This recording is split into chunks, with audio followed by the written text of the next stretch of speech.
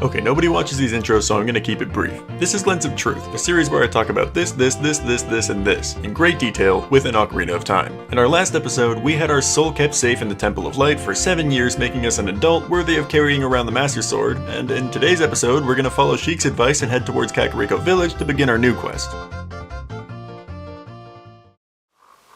Upon leaving the Temple of Time, it becomes clear to us straight out the gate that Hyrule has been pretty messed up in the last 7 years. All the people who used to live in Castletown have been zombified, the royal family's castle has now been replaced by Ganon's floating castle, and Death Mountain looks more menacing than ever. Before we linger too long just looking around though, it's clear that this world could use our help, so we head straight away to Kakariko Village. Once we reach the village, it's easy to spot two dudes acting a little crazy. In talking to them, we find out that Red Shirt Guy is laughing at Blue Shirt Guy because he says that Blue Shirt Guy has become a weakling ever since he fled from Hyrule Castletown. In talking to Blue Shirt Guy, he tells us adamantly that he saw for sure the old gravekeeper Dompe's ghost floating in the graveyard. He then saw the ghost descend into Dompe's grave holding some sort of treasure, apparently. Sounds like a wild goose chase, but the graveyard might be worth checking out before we end up leaving town. The only other person we see walking around Kakariko is this old man who tells us about a man with the power to see the truth. I guess a regular person would need extensive training over many years to be able to see the truth like this one man did, but he had something different. In telling us that this man's house used to be where the well is now, he ends the conversation. That sounds interesting and all, but even if we jump down the dried up well here, there's nothing to see. Kakariko seems to have been filled with some wild stories now, huh? From where we stand after talking to the old man, it's plain as day that the old construction crew from our childhood was actually able to finish the building they were working on after all. I'm not sure whose idea it was or what kind of budget went into building this place, as the building's only purpose is to house this archery minigame, but it is really cool to see the village evolve after all this time that's passed since we last visited. Like I mentioned, this building is just a minigame, but you can be rewarded pretty nicely for playing it. You pay 20 rupees to play, and then you're given a bow and arrow, and the goal is to shoot 10 of these big rupees before the game is over.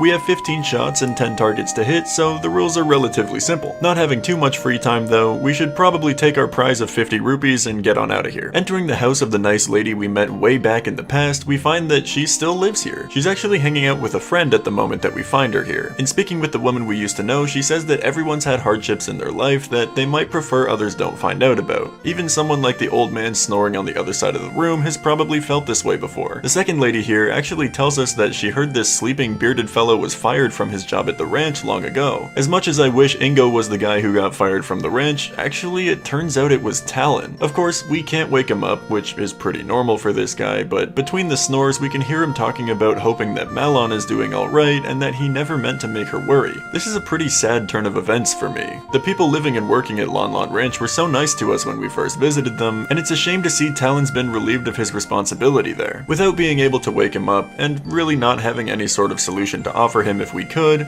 we just leave the house. We'll definitely have to visit the ranch when we get out of here to see what's going on. For now though, we head up to Impa's old house. Maybe we'll actually be able to meet with Impa. Last we saw, she and Zelda were getting chased out of Hyrule Castle by Ganondorf, but if she did manage to survive the encounter, it might be possible she ended up coming back to her old house to take refuge. Funny enough, we actually find the same weird guy in here that we spoke to when we were just a kid. Just like the first time we talked to him, he reprimands us for walking into someone else's home all willy-nilly before telling us that this actually isn't his house anyways. Apparently, Impa has been living here during our 7-year hiatus and is the only reason peace has been kept in Kakariko Village all this time. Last time Impa was seen, she was heading towards the graveyard to seal up a humongous creature there, whatever that means. Either way, she hasn't come back yet, which is a little alarming. The graveyard is seeming more and more like a point of interest for us to check out, especially since this guy mentions that the gravekeeper's ghost is apparently easy to find if you spend enough time in the graveyard. Hearing more than one account of this has piqued my interest, and ultimately, I decided I would go check out the graveyard and put this rumor to rest. Once we get to the graveyard, it's clear there's nothing to see.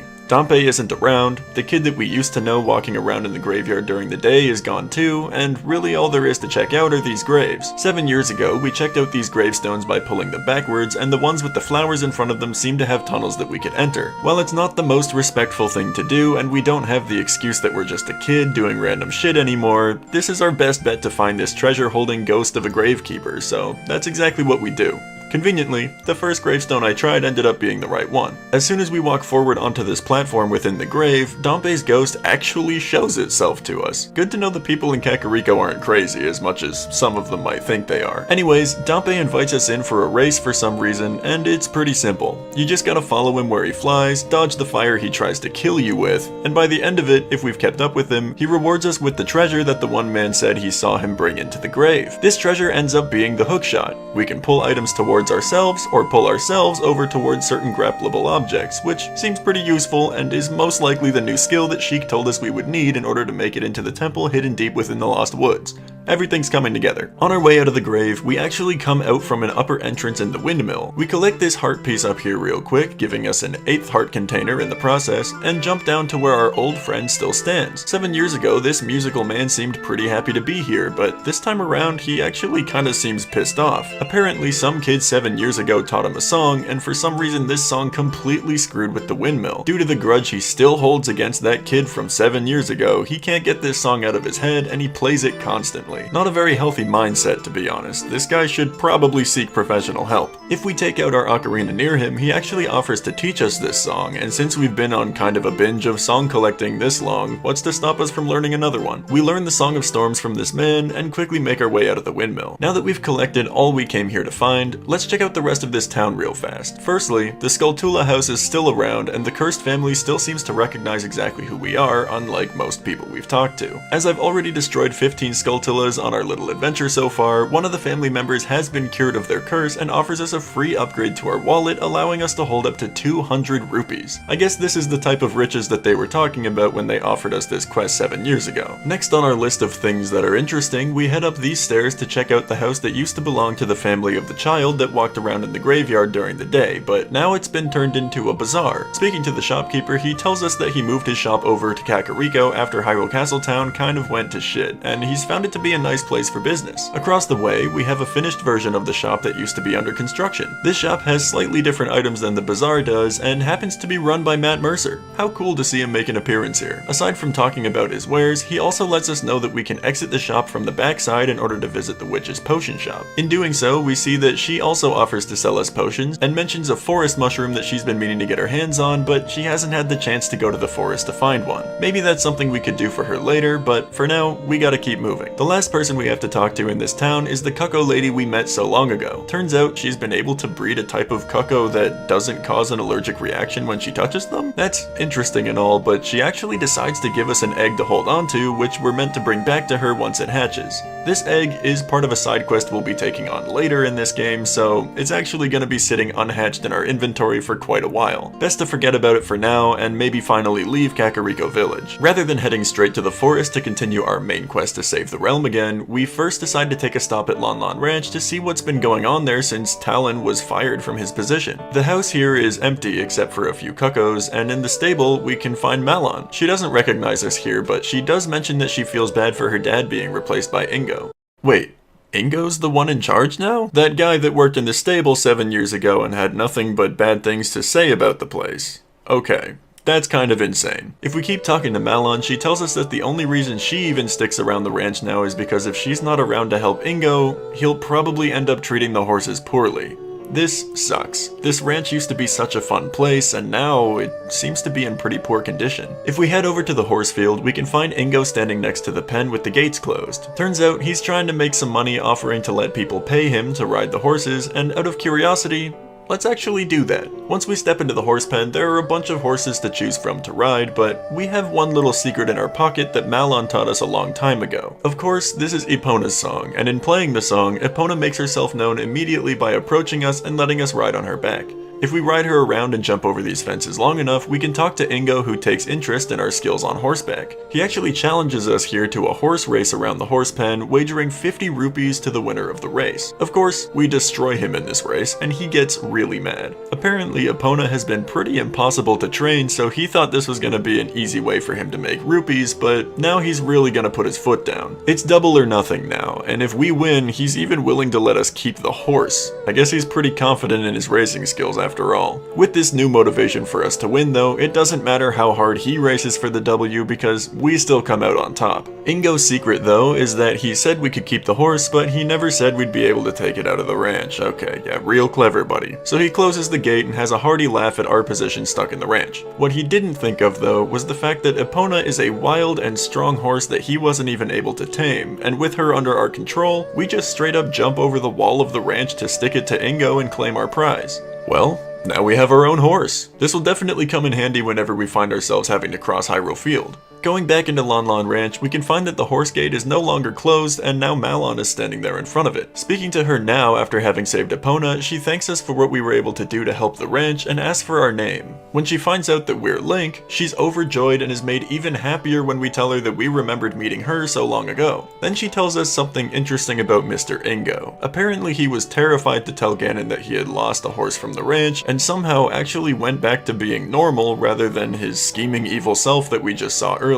I'm not exactly sure why this is, but maybe he's just trying to come off as a good person now since he made such a big mistake in his position of power. Either way, he's relinquished his rule of the ranch and apparently Talon is going to make his way back to Lon Lon Ranch as well. That's awesome. Turns out in getting ourselves our own horse, we managed to bring peace back to the ranch. The only other thing of interest here is found in talking to Ingo, who has indeed changed his tune completely. Now he's talking all this and that about being grateful to be allowed to work at the ranch and stuff. It's like, alright buddy, we've got our eye on you. Anyways, we gotta head out of here and get back to Kokiri Forest. Once we enter Kokiri Forest, it's clear that things have not been so good in this neck of the woods, no pun intended. There are huge monster plants everywhere, all the Kokiri are bundled up in their homes, and of course, this is all due in part to the Deku Tree having died so long ago. The quicker we deal with this, the better. So let's just run straight into the Lost Woods. Just like the time we came here to visit Saria in the Sacred Meadow, we just need to follow the correct path through the woods and we'll... Oh! Myloe's here. As unfriendly as he usually is, it's kind of nice to see a familiar face in these parts. He tells us that he's not going to let anybody come through here unless they have specific permission from Saria to pass, but we've got something kinda like that to show him.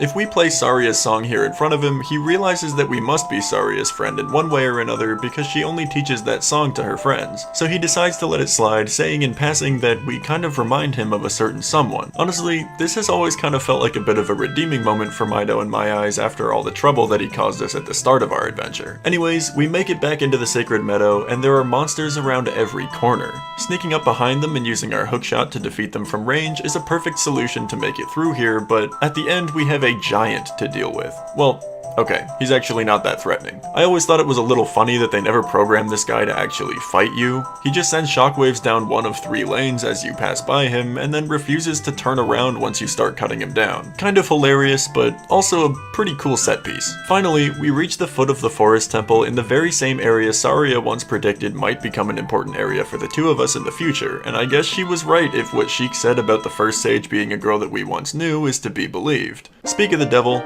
it's Sheik. He isn't here to say much to us, but what he does say is at least pretty thoughtful. He tells us that the flow of time can sometimes play out drastically different from one person to the next, but the things that will never change are our memories from times past. It's kind of a beautiful sentiment to ponder, actually. It's as if, oh, okay, never mind, we're learning a song now. This song Sheik teaches us is called the Minuet of Forest, and once we play it, we'll have the option to return to this foot of the temple anytime we desire. Fast travel has now been introduced and will most definitely come in handy when we need to traverse from one side of the game's world to the next. That being said, this is where we're gonna end today's episode of Lens of Truth. We walked all over Kakariko Village and saw its advancements firsthand. We got our hands on a valuable steed, Epona, as well as kind of having saved her and the ranch from the terrible conditions that they were left in ever since Ingo took over, and now we're ready to take on the Forest Temple. The reason we even needed the hookshot from Kakariko in the first place was because these stairs leading up to the temple doors are completely broken. So now we have everything in place that we need to help awaken Saria as an ancient sage. But that's gonna have to wait. If you like these longer videos going further into the game than I typically would in one single upload, let me know in the comments down below, because I'm definitely going to keep putting a lot of effort and story moments into these videos as the series moves on. As for today though, that's my time. My name's Myloe, and I'm out.